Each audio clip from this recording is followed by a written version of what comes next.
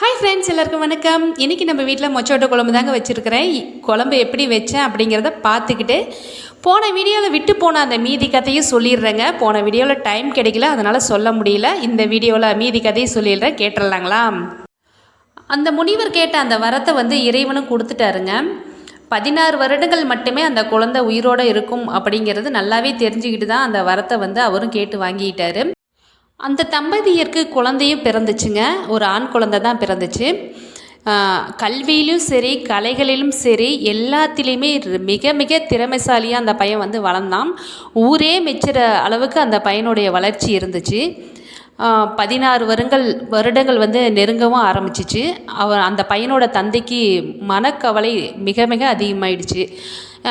16 வருடங்கள் தான் நான் உயிரோடு இருப்பேங்கிறத அந்த பையன் எப்படியோ தெரிஞ்சுக்கிட்டு இதுக்கு என்ன செய்யலாம் அப்படிங்கிறத நல்லாவே யோசிச்சுட்டு இதை இறைவன் கொடுத்த வரம், இந்த வரத்தை மாற்றணும் அப்படின்னா இறைவனால் தான் முடியும் அப்படிங்கிறதுனால அவன் ஒரு அடர்ந்த காட்டுக்கு போய் ரொம்பவே கடுமையான தவம் புரிஞ்சாங்க.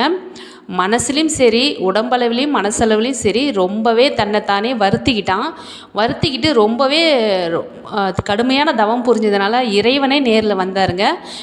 ஏப்பா எதுக்குப்பா இவ்வளோ கஷ்டப்பட்டு என்னை கூப்பிட்ற அப்படின்னு சொல்லி கேட்கும்போது அவன் சொல்கிறான், நீங்கள் கொடுத்த இந்த 16 வருடத்தை நீங்கள் தான் எனக்கு மாற்றி கொடுக்கணும், எனக்கு நீண்ட ஆயுள் வேணும் அப்படின்னு சொல்லி வரம் கேட்குறான்.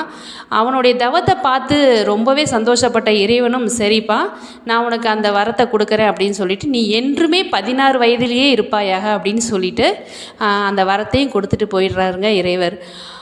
இது எதுக்காக நான் சொல்கிறேன்னாக்கா, தெய்வத்தான் ஆகாதெனினும் முயற்சி தன் மெய் வருத்த கூலி தரும் அப்படின்னு ஒரு திருக்குறள் சொல்லியிருந்தேன் இல்லைங்களா? தன்னுடைய உடல் அளவிலும் மனசளவுலேயும் சரிங்க, ஒரு விஷயம் நமக்கு கிடைச்சே தீரணும்னு முயற்சி செஞ்சோம் அப்படின்னாக்கா கண்டிப்பாக அந்த விஷயம் நமக்கு இந்த உலகத்தில் கிடைக்குங்க. இந்த வீடியோ பிடிச்சிருந்தால் லைக் பண்ணி சப்ஸ்கிரைப் பண்ணிக்கோங்க. தேங்க்யூ.